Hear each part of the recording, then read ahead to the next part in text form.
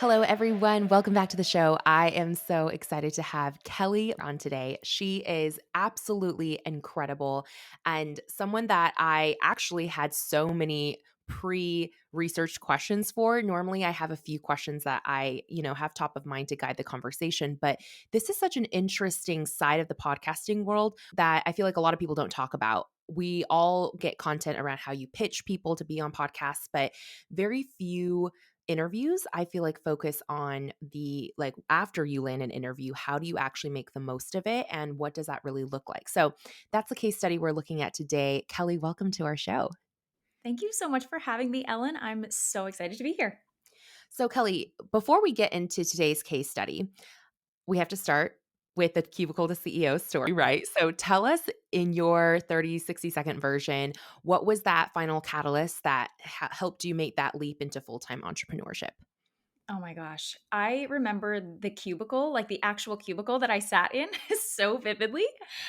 It was not the place for me, Ellen. I was working. So, my first job out of school was if you're a fan of the show Friends, you know that Rachel Green was a buyer for Bloomingdale's. That is exactly the job that I had. I had Rachel Green's job, which was pretty cool, but I didn't feel like I was using my natural gifts. I'm very much a people person. That job was super analytical, which was great. But for me, I'm not an Excel all day, every day kind of person.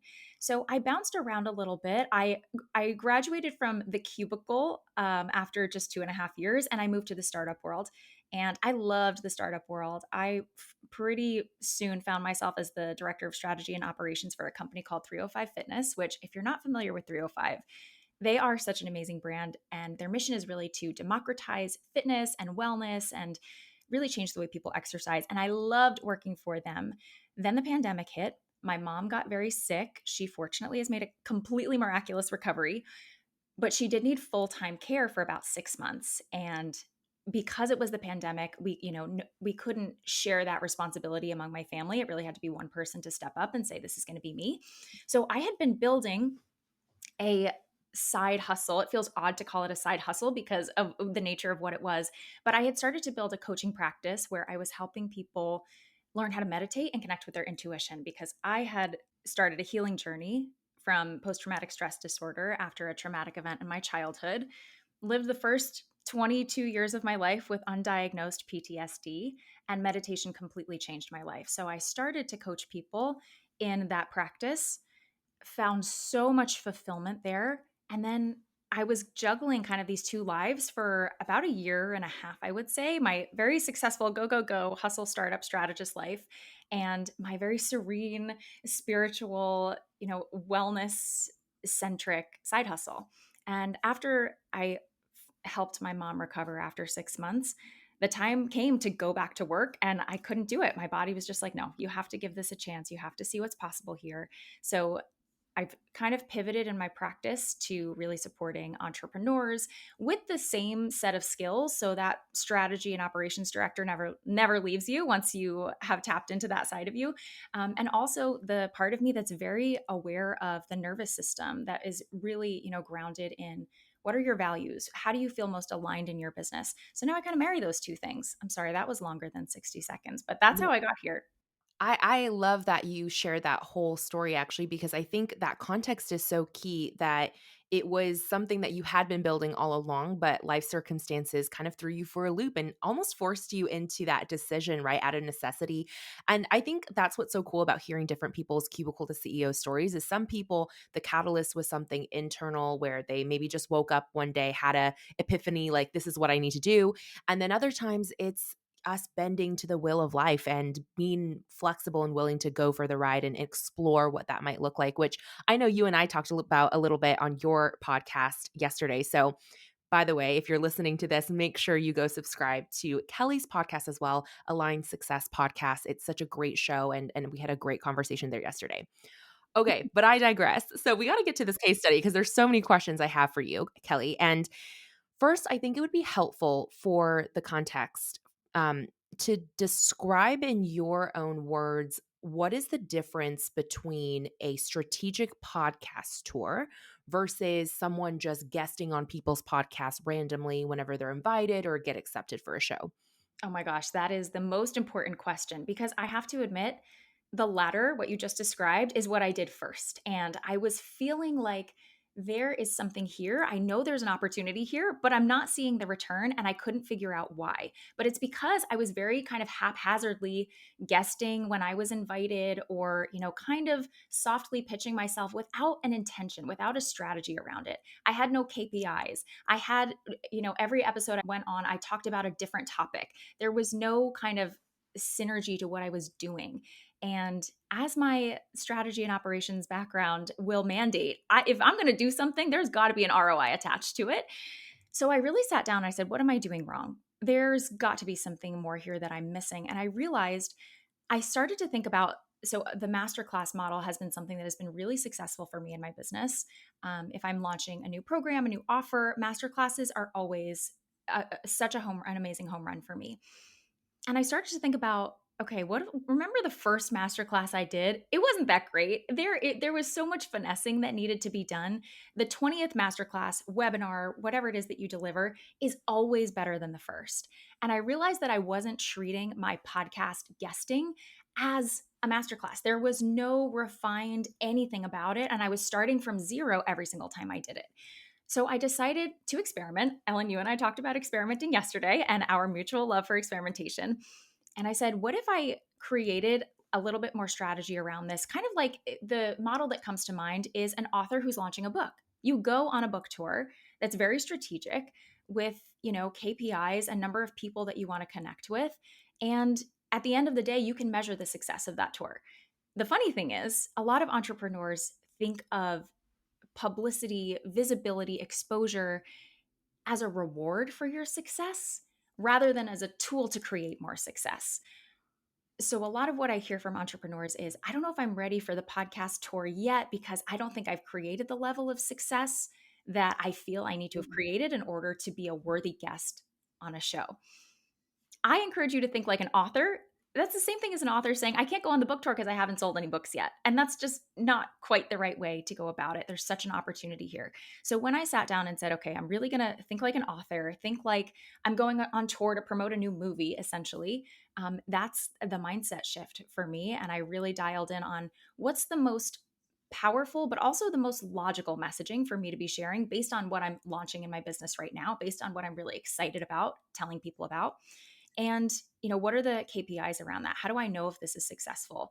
Because there's no worse feeling than getting so excited to either teach in someone's mastermind or guest on a podcast, and then at the end of the day be like, well, that was fun, but I'm not really seeing the return that I was excited to see.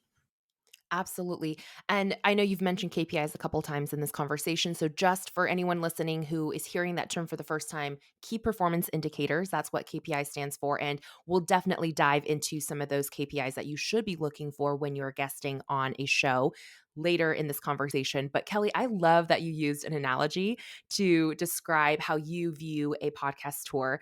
You know me, I'm obsessed with analogies. And so anytime someone can give me a real life example, it just helps my brain really contextualize and understand that scenario, right? So that's such a great example. And I especially love and really want all of you to hold dear to what Kelly just said about it's not a reward. Visibility is not a reward. It's actually the engine, it's the fuel, it's a catalyst for you to get your work out there and serve more people. And so you don't have to wait until you are qualified or ready or whatever imaginary status you've imposed on yourself that you have to reach before you can get yourself out there. I love that message. So thank you for encouraging our listeners in that way. So you mentioned like if you have an upcoming launch or if you were wanting to, I guess, build momentum around a certain topic, you would have this strategic podcast tour versus randomly guesting on people's shows.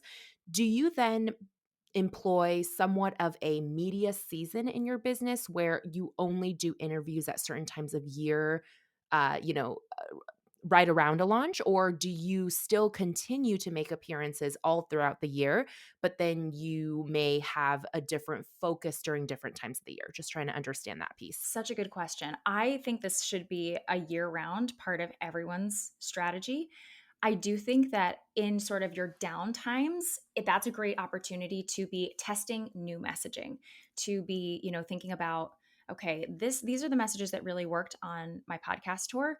Is there another message that I have for the world that I want to get out there and share, and just see how people receive it? Because when you're very focused about, okay, this is what I'm pitching, these are the, three topics and three supporting points that I really want to hit home on all of the shows around my launch, you might miss, the opportunity to share another message that's really on your heart. So I think the off season is a great time to be raising awareness for your brand, testing new messaging, just exploring new maybe facets of your own personality that maybe you didn't get to explore and have as much fun with. But also, if you have an evergreen product, guesting should be like very strategic guesting should be in your repertoire 365. Okay, that's so good to hear from you. And of course, that commitment to testing is again speaking to that love that we both have for experimentation and that willingness to iterate, right? I think that it's so important that people don't feel completely attached to one idea or one strategy, one offer they have in mind. And if it doesn't work out exactly like they had hoped the first time, they just write it off as a failure, right? Oh my goodness, there's so much room for improvement within that model. So I really love how you approach different times of year a little bit differently and in the purpose that you use it for. So when we're looking at a strategic podcast tour, I want to actually break down some of those logistical numbers around it. So let's take your own launch for an example. By the way, the case study is focused around how you can take a strategic podcast tour and 4x the amount of people that you are reaching with your potential offer.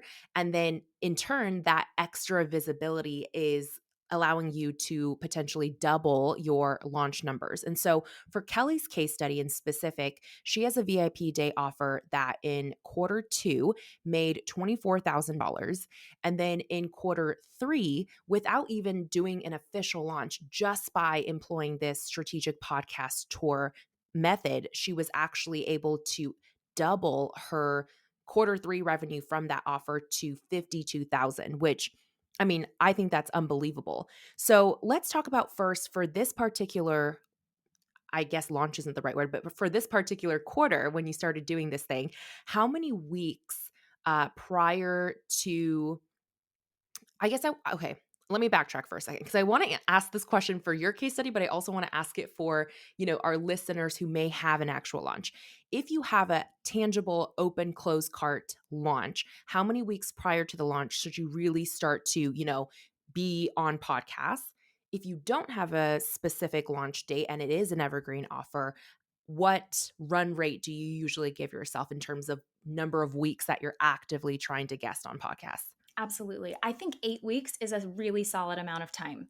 Hopefully, you are at the point in your business. If you're not, this is something to just be paying attention to, because ramp up time for a solid launch, give yourself more runway than less. Err on the side of more runway. The other thing about, so 8 weeks, I feel like is a really solid from the point you start pitching to the date of your open cart. For your launch, I think is a really solid amount of time. Can you do it in less time? You can, but it will feel a little bit crunchier and possibly a little bit more stressful. The thing to keep in mind about podcast guesting is that some shows will publish your episode the next week. Other shows will publish your episode 3 months later. So that's also why I recommend erring on the side of more shows, as long as they're relevant, as long as your ideal client and person and the person you can actually add value to is in that audience. Always err on the side of more shows, because you will find that some shows say, great, this was an awesome interview, your episode will be published in 3 months, and you'll be like, oh my gosh, my launch will be long gone by then. That's not to say that that episode goes to waste. For to our point earlier, there is absolutely never a bad time to be guesting, but that's information that you're going to want to have before you hit record, because you don't want to be offering anything that's too time sensitive if the episode isn't going to air until a much later date, until after your launch closes. So I definitely recommend having that information going into it. Don't say, "Oh my gosh, never mind. Thanks but no thanks. This is too late for me." Do the interview, give your best. You might want to, adjust what your call to action is at the end of the interview. You might want to, tailor your content a little bit, knowing that this will be aired in an off launch, past your launch date. But then having that information, it'll allow you to say, do I need to go back to the drawing board and pitch 5 more shows that I think I'd be a home run for, knowing that this one won't necessarily count towards my pod tour. That makes complete sense. And is that a question that you typically ask after you've already been confirmed as a guest for the show?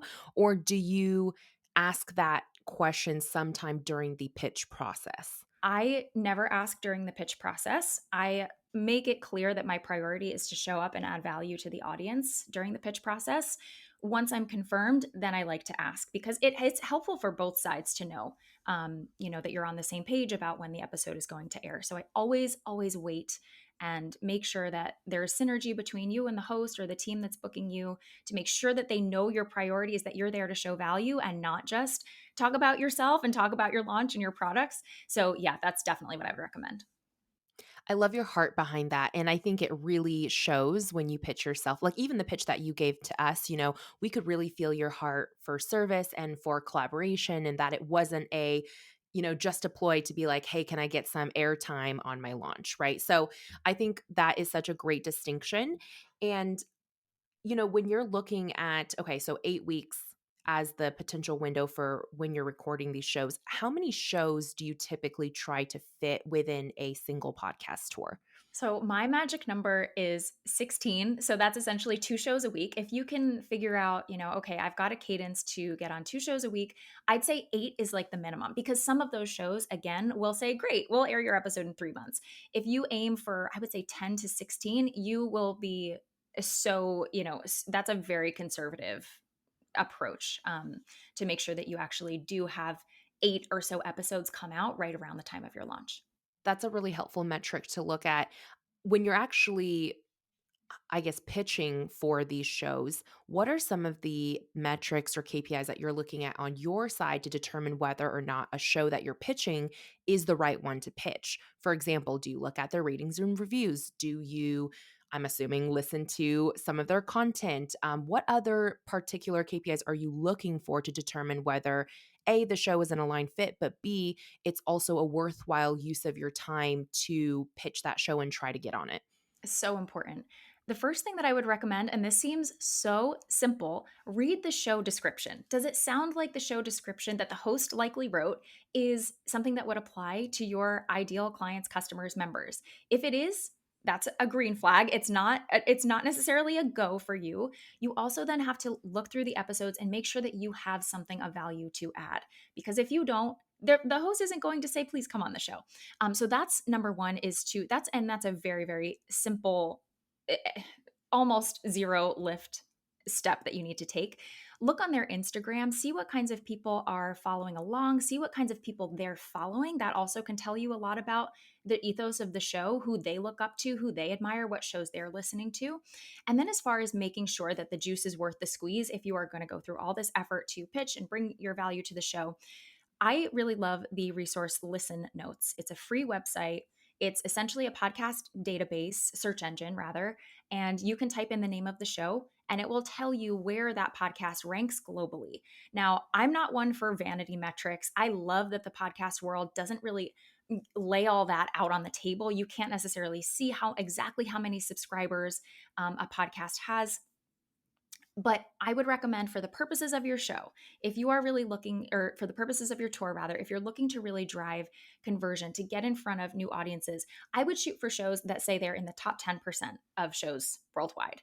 And that might seem like a really small number of shows, but it's actually quite a few shows. You will absolutely find podcasts, whether you are just starting out in your business, whether you are a seasoned 8-figure CEO, you will find shows within the top 10% of all the shows globally ranked that will be so happy to have you if your pitch is super strategic and you lead with reciprocity, as you mentioned. And of course, read the reviews, read the ratings, look at the ratings for the show, see what it is about the show that people love, because you will find so many good nuggets in those ratings and those reviews. If people, for example, say, I love how every episode has 3 tangible takeaways for me. Great. That's going to inform how you show up to that show, what kind of content you bring, and how you pitch yourself too. So just look for those little clues from the audience that's already engaged to make sure that you are not changing how you would show up, but making sure that if there is some customization that you want to do to your pitch and how you show up to the show, that you are accounting for that.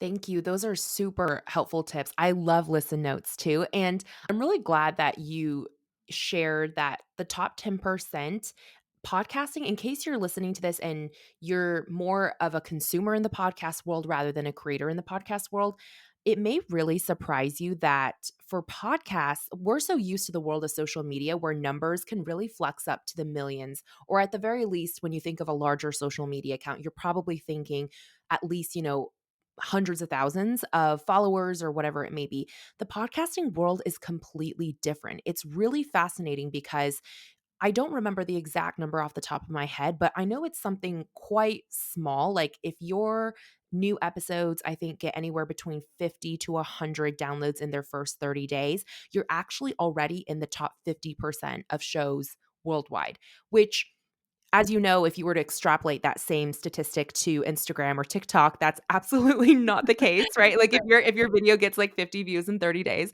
you're not likely in the top 50% of accounts worldwide. But that's the beauty of podcasting because it's so intimate and it's long form content and it's evergreen. There is just a different dynamic, and smaller shows can be so powerful for referrals if it's really targeted. So I'm really, really glad that you brought up that statistic. And just so our listeners know, when they're going to listenernotes.com, does it literally say like what the numbers are for top 10% podcasts? Like, how do they determine whether or not a podcast falls within that category? It will literally just say top 1%, top 2%, top 10%. If it doesn't say it, there it's likely that that show is not ranked. So just keep that in mind. If there's a show where you can't find what that top whatever is, it's probably because it's just not ranked. And again, that might be a great show for you in your off season. And there's absolutely nothing wrong with getting in front of those smaller audiences. But if your goal really is conversion and driving your business forward, stick with that top 10%. There are so many shows in there that will be so happy to have you. So don't let that, 10% feels like really small. Exactly to Ellen's point. Another point, I'm so glad you bring this up, Ellen, that I just want to share for people who are listening going, oh, only, 100 people might listen to my episode. The listenership and the quality of attention that you have when you are engaging with a podcast is so different from social media.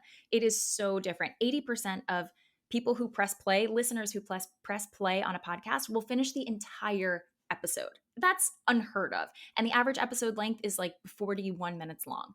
So it's not, the 2.7 seconds you got to grab their attention in the first 30 seconds of your webinar, of your masterclass. People are going to be engaged and they're going to listen to you. So let that, relieve the pressure there. It is such a great strategy, even if only 100 people are listening to the episode. I would rather be on a podcast where only 100 people were going to listen to that episode than have one of my reels go viral and get 100,000 views, because it's targeted, it's niche. To Ellen's point, the people who are there have self-selected. They pressed on that episode because they said they're interested in the content that that episode is going to provide to them. So yeah, it's such a no-brainer, such a home run. I love that you said that. And just to further piggyback on your point, Kelly, when you guys think about how, okay, let's say on an off chance your reel or your TikTok does go viral and you get 2 million views, right? It's because you hit the For You page on TikTok, or in reels, you hit the explore page, right?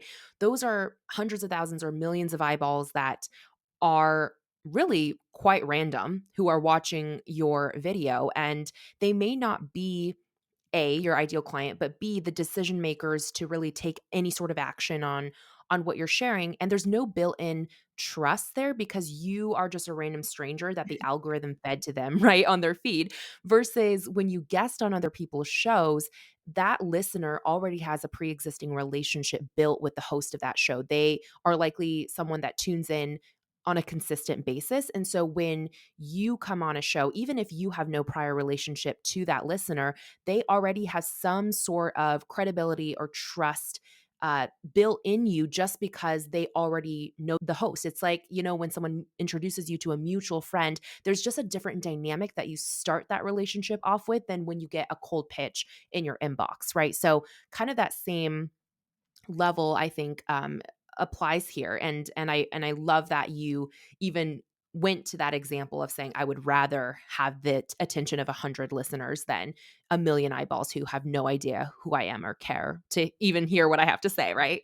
Exactly, exactly. So you mentioned Listen Notes as one of your favorite tools that you use. Are there any other tools that you use during the research process to determine the right shows to get on, or also how to find the right person to pitch? Because I know that's another big thing is like, are you pitching the host? Are you pitching an agency that represents the show? How do you find that email contact? So any insight you can shed there. Definitely. There's a couple things. Podmatch is a really nice platform that I've been recently using.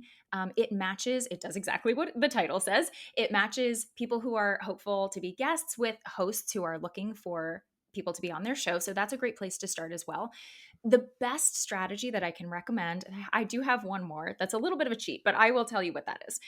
But the one strategy that I recommend the most is to go to Listen Notes, type in someone that you know in your industry or in your niche, someone that you know would probably likely to be guesting on similar shows to the ones that would be a fit for you. Type in their name, you will see a list of all of the episodes, all of the shows that they have been on. If you have a relationship with that person, ask for an intro. That's the best way to go about this. Think about your friends in your space who do something maybe similar, but a little bit adjacent to what you do. Those are great people to reach out to and just say, hey, I saw that you were on, Kelly Moser's podcast. Can you introduce me? Absolutely. That is going to be the best way every single time. And also because, like we just said, the host has clearly some relationship, some level of trust with that original guest. If you're being referred to that host by that guest, you have a much higher chance of being accepted. The last thing is that this is the part that drove me so crazy, Ellen, when I was trying to get this strategy off the ground for myself. I just felt like I would sit for an hour and maybe find one contact information. By the time I was researching the show, by the time I was finding the right contact information, it drove me insane and it felt like such a time suck. So I actually had my team put together a list of 500 shows within the niches of business, wellness, fashion and beauty, spirituality, and find all the contact information for them. So that is actually a resource that's inside of my course now because I know that that is the thing that makes people go, I can't do this. This is going to take way too much time. So we've solved that for you, but definitely start with Podmatch and definitely just get on Listen Notes and start typing in guests that you know you have some synergy with and asking, your friends for the intros to the shows that you know they have connections with. The reverse engineer tip is such a genius hack. I mean, I love utilizing that. Even I mean, you took it to a level that I hadn't really thought about before, like looking at who your friends in the industry might be, what shows they're guesting on because you already have an obvious in where you can ask that favor of them. But I've also used that similar reverse engineer type of lookup strategy for large public figures in a particular industry. um, I didn't use Listen Notes, but I was using Owltail, which I don't know if you've heard Mm, of before, but it's a similar no. site to Listen Notes. So owl like the animal, OWL, and then tail like TAIL.com. And it's really cool because, like you said, like for example, Sarah Blakely, right? She is a renowned entrepreneur, the founder of Spanx, and she is someone who has been on, I mean, probably every major show in the business space. And so when you look up someone like her, you're able to see all of the shows that she's ever guested on. And that's been a really interesting way for me to find shows that I never had even heard of as a listener. And so Mm. I love that you added that more personal element to that similar kind of approach. So thank you for those recommendations and those tools. Super helpful. My next question is actually about the content and what you're sharing on these shows. You mentioned that it's super important that you are intentional about how you spend your time in these interviews. And I guess the biggest question that comes to mind is how do you influence what is talked about on the show when sometimes I mean, certain shows are different, right? Like with our show, we definitely put a lot more research ahead of time into what we're going to talk about on the actual episode. But there are other interview style shows where the host really is like, let's just sit down and whatever comes out of our mouths, like that's going to be what happens, right?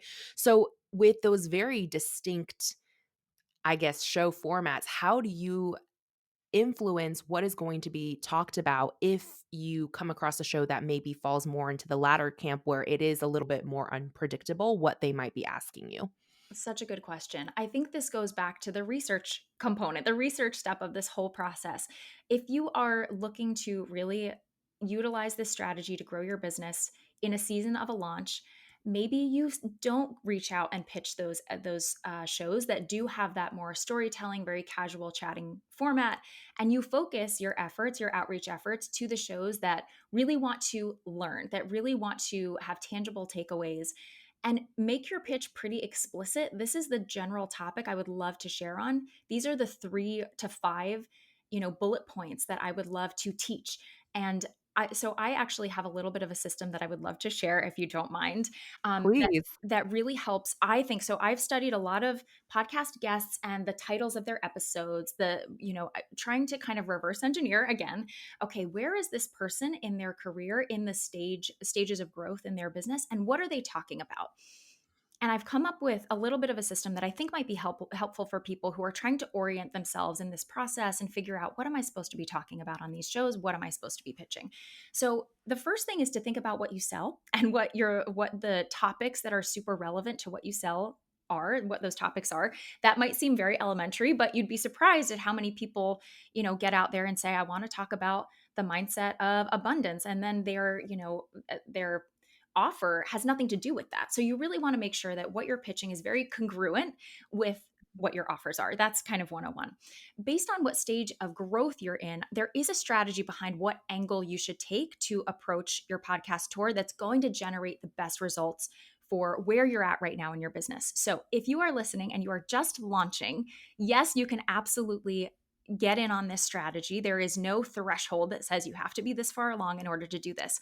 But if you are in that launch phase, at this stage of your business, you want to be straight teaching. So you want to be getting out there with your method, with your framework, and really building awareness around your signature way that you teach this information.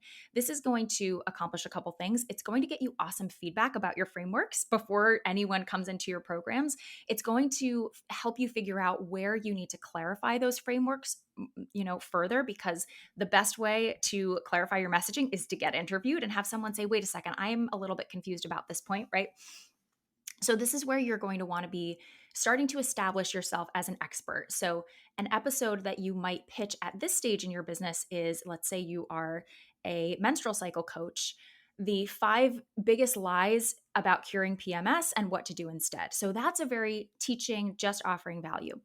If you're in kind of the second stage of business where you're starting to grow, you're starting to get some traction, you're going to want to be leveraging your framework that we just talked about and your client results. So you're going to want to, you have that added benefit now, and you're going to want to be leveraging that in your pitches. So here, an episode that someone who's in that traction phase might pitch is, I would love to teach your audience exactly how I helped 10 clients eliminate their PMS symptoms for good. So not only are you putting your framework first, but you're also building, to Ellen's point, a case study around that framework that you can say, this works and here's the proof. And then if you're in scale mode, so if you're in the stage of your business where you are just looking to scale and get in front of more people, you're going to want to be leveraging 3 things. So your method, your client results, and your journey as an entrepreneur or as a coach or a healer or an author or a teacher, whatever it is. So this episode might look like how I made 6 figures last year helping 100 women live without PMS. So you have a layer to add with every phase of your business that's going to make your pitch stronger, and it's going to make the overall success of your podcast tour stronger, because it's going to be driving more revenue and it's going to be delivering the very best of what you have at that stage. All right, everyone, we're back for lightning round with Kelly. And we have 3 questions, Kelly, coming your way. Whatever pops to your head, shout it out. Cool? Ready? Okay. So, question number 1, are you a ask for permission or beg for forgiveness type of person? Oh my gosh. My whole life, I was an ask for permission person. Working in the startup world, it was literally in our employee handbook to make the decision and we can talk about forgiveness later. And that has totally changed my perspective on everything. So now I'm definitely an ask for forgiveness. I love that. All right, question number 2, what scares you? Oh my god, clowns? I'm terrified of clowns. I know this was probably, like, meant to be a deeper, like, what worries me as an entrepreneur. No, it's like haunted houses. I went to a haunted house last year here in the city with 2 of my friends. Clowns popped out from every corner, Ellen, and I couldn't sleep for a week. So clowns are what terrifies me.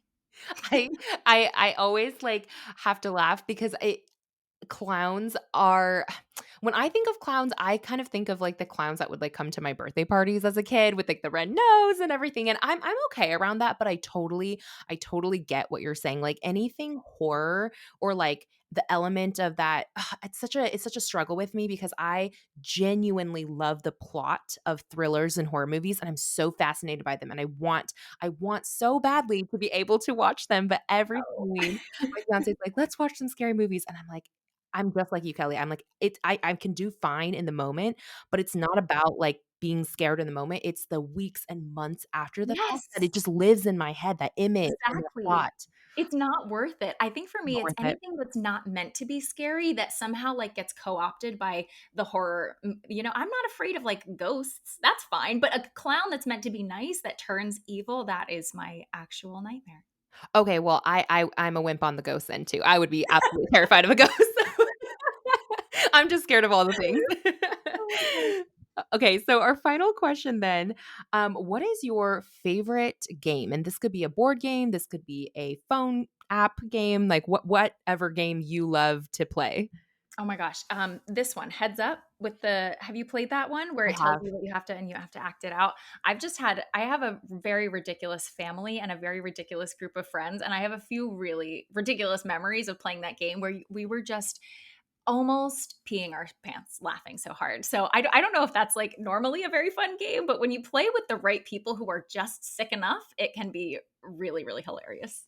I love that game too. Actually, oddly enough, the last memory I have of playing that game is standing in line at Disneyland. Like, we were Oh, standing in line for Space Mountain, I think, and it was just it was just a way to pass time. yeah, But, I mean, it drained our battery so fast, but it was really fun. So I will have to concur with you there.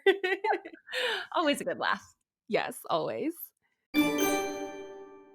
Wow. Who feels like they just got a masterclass, like a legitimate masterclass in that 5-minute segment? That was brilliant, Kelly. I really, really loved how you took that one example of a menstrual cycle coach, for example, and drew it out over all 3 stages and how the talking points might shift based on what stage they're at. That was so well done. Thank you. Truly, thank you for that framework. I really hope all of you listening pause, maybe go rewind and listen to that again and think about how you could adapt that to your own offer, your own business. That's so smart. I'm now kind of curious based on that framework that you just shared.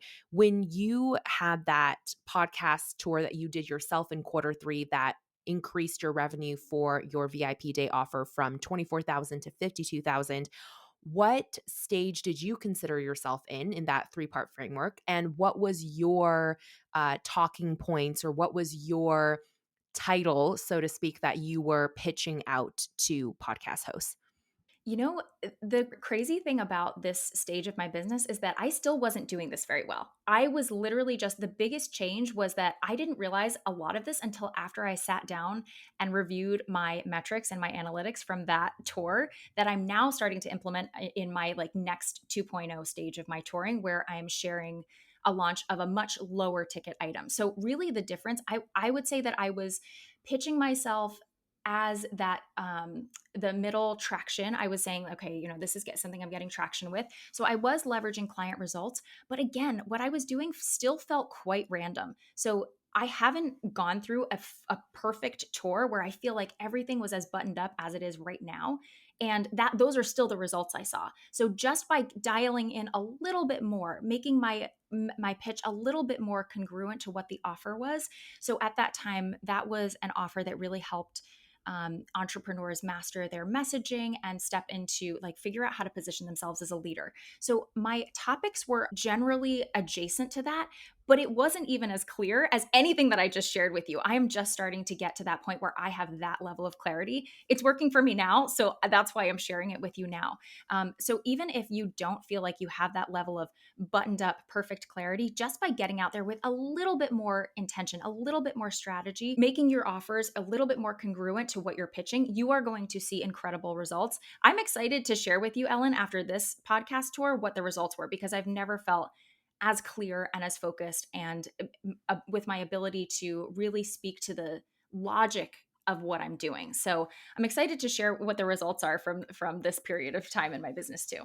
I am so excited to hear as well the results. And by the way, if you're a new listener to the show, we do have a live after show every month. On the last Tuesday of each month, we bring back all of our podcast guests from that month, and we do a bonus 5 to 10 minute interview with each guest. And with Kelly, now I got to make a note for myself that I need to ask you a follow up on your current tour, how that ended up working out for you. But I just have to say, that is such a great real life example and assurance of why iteration is your best friend and why you don't have to be perfect to get results. Like, had you waited for you to reach the level of clarity that you feel like you're at now before you had even started podcast guest touring, then you would have literally missed out on, I just did the quick math in my head, so I hope it's right, $28,000 in quarter 3 in that increase in revenue because you had held yourself back from even getting out there because you didn't feel like every little piece was buttoned up. So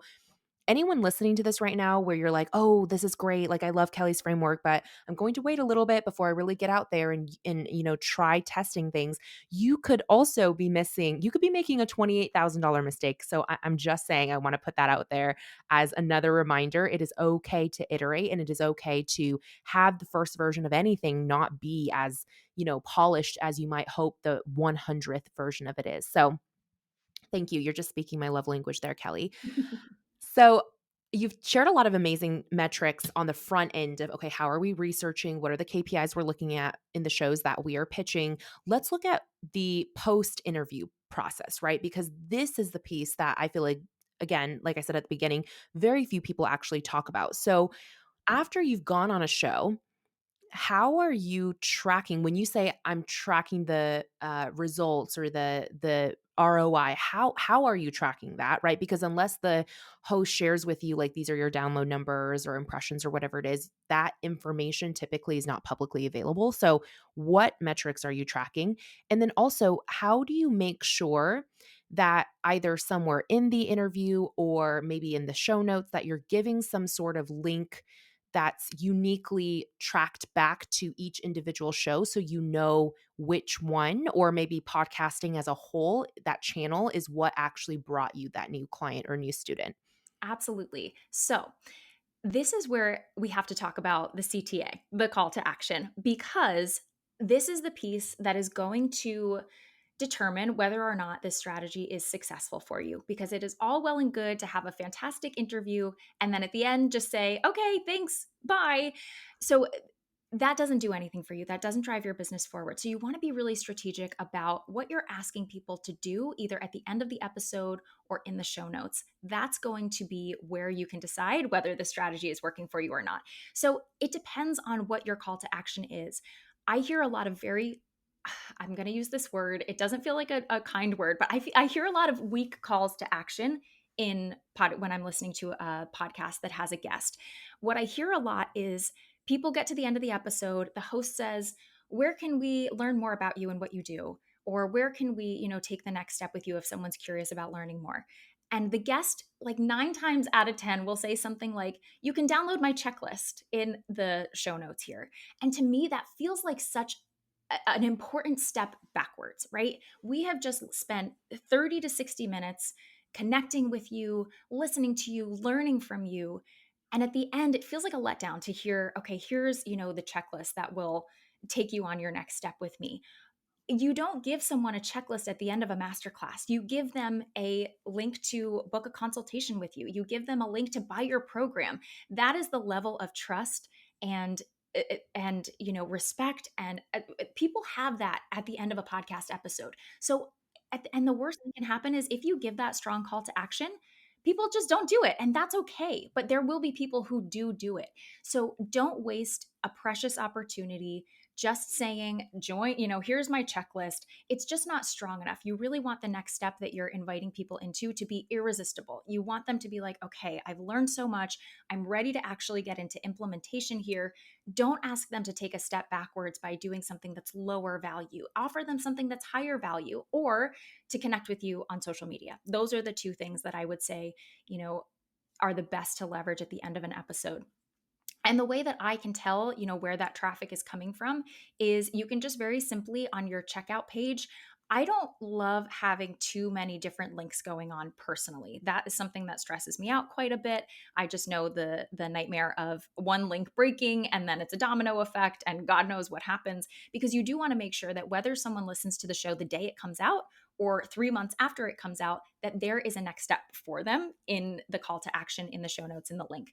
So, what you can do is, and again, this is personal preference, but you can put on your, whether it's a checkout page or your opt in page, how did you hear about us? And have a drop down, have podcast, XYZ podcast, or just a podcast in general, to your point, Ellen, be an option. And that's how you'll be able to start to track where these, opt-ins or sales are coming from. But yeah, don't waste the call to action. People are there for you. They're bought in, they're excited. They're so, they're interested in taking the next step and learning from you. Don't, throw it away on a checklist that you threw up in Canva and now have a link to. Like, really be smart and strategic about what you're asking people to do next. That's such a unique perspective and take on that call to action that honestly, I don't think anyone in personal conversations or publicly on the podcast, I've not actually heard anyone explain it that way. That yeah, and it makes sense when you really think about it because of the way that people are consuming podcast content. It is very similar to watching, say, a 60-minute masterclass. So you're right. At the end of a webinar, you wouldn't say, "Okay, here's a freebie opt-in," right? It's like, no, like let's get deeper into whatever is next. And so I just really appreciate that new perspective that you brought to mind, not only for me, I'm sure, but for many of our listeners. So, just to help us apply this in an even more tangible way, going back to your own case study, what was your call to action during your Q3 podcast tour that you were leading people to end up booking as a client with you for your VIP day offer? It was my booking link to a free consultation with me. And it was a beautiful next step. It also felt like, some people weren't ready for it, and that's okay. And my social media was right there, and they would send me a message and say, "Heard you on this episode. It was really cool." And then we started to build a relationship there. But a lot of people were ready for that consultation at that point. And if your brain is telling you, not yet, not yet, not yet, what's Ellen, I just learned this from you yesterday. Make the ask, put it out there. There will be some people who are ready for it. And again, it depends on what your goals are right now in your business. You might want to send them to a super high value masterclass. You might want to send them to a super high value 3-day event that's either free or paid. But you just want to make sure that you're providing something that is irresistible. They have to take that next step, and it's going to serve them in such a deeper way. The other thing to keep in mind is that when people are listening to a podcast, they might be driving, they might be grocery shopping, they might not have the immediate use of their hands. So unless that offer is something that they then go home and think about, they're going to forget and they're not going to go back and do it. So if it's something like a checklist, it just might not be compelling enough for them to later go back when they're done with their dog walk or they're done on their run to actually stop and revisit. So it's got to pack that kind of potency punch. So smart, Kelly. So, do you remember, and I don't know if you can remember off the top of your head, how many people specifically came from a podcast that ended up becoming a client last quarter? Or even if you have a rough percentage, like 50% of the leads that booked a call with me came from a podcast show. Do you have any references like that top of mind? That's I could do a little bit of quick math. So 52,000 divided by about 5, that's my VIP offer is between 4 and $5,000. So 10 people, which is honestly not a lot of people, right? When you think about making that kind of a difference in your business, it could just be 10 people that decide, you know what, I'm ready to book a call now. So maybe I would have to look back at my calendar, but let's say maybe like 15 to 20 people went on to book those free consults and 10 went on to actually do the VIP day with me. Again, that's a rough estimate, and it's definitely not super accurate. But yeah, I mean, 10 people is business changing, depending on what your offers are. And certainly 100 people is business changing, depending on what your offers are too. And when you are being really strategic about how you're setting up your tour, you are actively and intentionally getting in front of potentially 10,000 new people. Even if your conversion rate of those 10,000 people is 1%, that's a lot of people that could potentially change your business. Something that, just another metric that I like to recommend for people is, when you're thinking about trying to predict what your conversion rate is going to be from your podcast tour, think about your other similar formats that you have, offered before, whether it's a masterclass or a webinar, something where people actually had to hear your voice and sit with you and then take a next step with you. That really is the most comparable strategy to a podcast interview like this one. So think back to what your conversion rate for those types of formats, what that conversion rate is. So if your conversion rate in a masterclass is typically 20%, I recommend dividing it by 4 to be super conservative and to say, okay, that's probably what I can expect on my first podcasting tour. 5% conversion. And if you want to be really, really, really, really conservative, just assume that your conversion is going to be 1%. And it will hopefully be much higher than that, but especially for your first tour, as you're figuring out what kinds of shows are the right vibe for you and what to deliver on those episodes, just assume that about 1% of everyone who listens is going to convert to that next step with you. And that can still be quite a lot of people if you find yourself on 8 to 16 shows. That's incredible. I feel like this whole conversation has been so refreshing, Kelly, because I think it's really showing people that it's not about the audience size, it's about quality of audience. And keep in mind, guesting on other people's podcasts and specifically doing it in the strategic way that Kelly has shared today is going to be one of your best chances at getting in front of other people's audiences for free. This is one of the best ways to sell outside of your own followers, your own email list, get in front of new eyeballs, new listeners, new people without having to pay for that traffic, which I cannot not what is it understate. I cannot overstate how life changing, how business changing that can be. And so the last question on this particular case study that I just wanted to ask Kelly, do you have any final strategies or tips, wisdom on post show? Is there anything else that you do as a podcast guest to make the most of each feature, each opportunity, whether that's leveraging that media feature on your press page, whether that's sharing out your podcast to your own audience to have them hear your conversation maybe in a different way? What other things do you do to maximize each and every podcast show that you land on? Such a good question. You want to be out there shouting from the rooftops about this interview that you did. And I'll share something that might not be immediately obvious, but being a podcast guest, of course, there's a huge opportunity to get in front of a cold audience, warm them up, and convert them into brand super fans in the span of 30 to 60 minutes. But the more powerful opportunity is with your existing audience, with the people who are already watching you, because it is the ultimate form of social proof, right? We love to, say, when someone buys from you and they're having, like, share those testimonials, right? Share the little DMs that you're getting in your inbox about how much people are loving working with you, whatever it is, because that's social proof. It warms up your audience even more and takes them a little bit further down that client journey. When they say that, see that you've been on a podcast, that is like that's like when you're playing those video games and you get like the little juicy fruit thing that you go through and it gives you like turbo speed. That's what sharing a podcast episode does for your existing audience. So don't underestimate the value of sharing that episode far and wide. And it also demonstrates that you're a good guest, because ultimately the host of whatever show that you've been on, they likely have a goal to grow that show. So for you to be able to say, I'm not only going to leverage this to support my business goals, but I'm also going to make sure that I'm supporting this show and this host who gave me the opportunity to stand on their stage for 30 minutes. Like that, you need to get out there, share it far and wide. I love, social media, link to your email. I also like to give a quick call out on my podcast about episodes that I've been on recently and link them in the show notes of that episode, so that it's really seamless to just pop over to Cubicle to CEO. When I'm recording my next episode, I'll make sure that I include that in there. So yeah, be creative, share far and wide, share multiple times, create a what's it called, a highlight on your Instagram of the shows that you've been on. This is something that I have not done yet, and it is driving me crazy because I know I have to do it. But yeah, feature it on your media page everywhere. Everywhere, because it proves also that to that host that you were a good guest and you led with reciprocity. And it wasn't just about you coming on, it was really about you helping that show reach its goals and helping that host reach their goals too.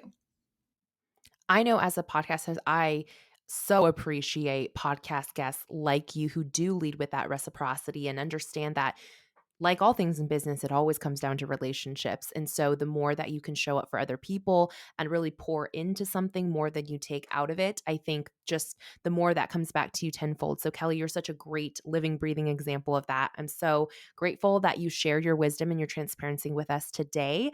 I, of course, want to give you a chance to share what ways should our listeners connect with you. Thank you so much for, again, for giving me that opportunity. Like, that is, I don't take that lightly. So I'm very grateful, Ellen, and I'm just super grateful to even be here sharing value with your audience. If you're listening and you're like, you know what, I know that my next step in my business to scaling where I want to go is that next level of visibility. I need to break through this plateau that maybe I'm feeling right now, especially on social media, getting in front of new eyeballs. You can head right now to the page for my brand new course, the Hell Yes Guest, which will be right here in the show notes for you. And you can read all about this course. This is going to be the last resource you ever need to making this a profitable strategy for you. So, to going back to the very top of this conversation, we're not just telling you how to get on shows and do this, a little of this and a little of that. I want to teach you how to replace any strategies that you are pouring time and energy into that aren't working for you, because this is a proven method that absolutely works. So head to the show notes here. You can read all about the course. If the course is not for you right now, send me a DM on Instagram. I would love to connect with you there.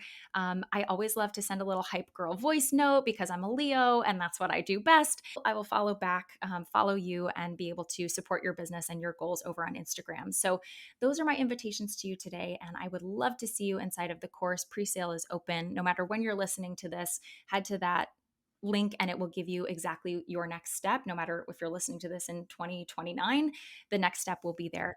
And if not, let's connect on Instagram and just start supporting one another in any way. I am so here to support every single women entrepreneur that I meet. So please utilize me for that. I am the ultimate hype girl. So come connect with me over there too. Amazing, Kelly. I love your heart for connection and support for women. We just share that same mission. And my final question, which I know you know, is what does being a CEO mean to you? Being a CEO, to me, it means that if someone in your family gets sick and you need to take 6 months to go and be by their side, that you can do that. And that really is, oh, I'm getting a little emotional. That really is the catalyst for me, because there are so many different ways in the world that you can affect change. There are so many different ways in the world that you can share your mission. You can do that as a 9 to 5er. You know, we talked about that yesterday, Ellen. You can do that as an elected official. But there's something really special about the power of being a CEO that allows you to not only create the life that you want, but also to scale others' missions and to lift others up. And I think that's a really unique opportunity that CEOs have that maybe not everyone else gets to have in different chosen professions. So that is what being a CEO means to me. I love it. Thank you, Kelly. And again, all the resources mentioned today will be in the show notes below. So make sure you say hi and connect with Kelly. And of course, if you are looking for help on the pre-interview side of, what to include exactly line by line, what to say when pitching a podcast show or a podcast host, we do have an amazing resource called Perfect Podcast Pitch, which is a template done for you that you can just plug and play your own information into. So if you're interested in grabbing that as well, you can head to our show notes and click that link. Kelly, thank you so much again. Thank you so much, Ellen.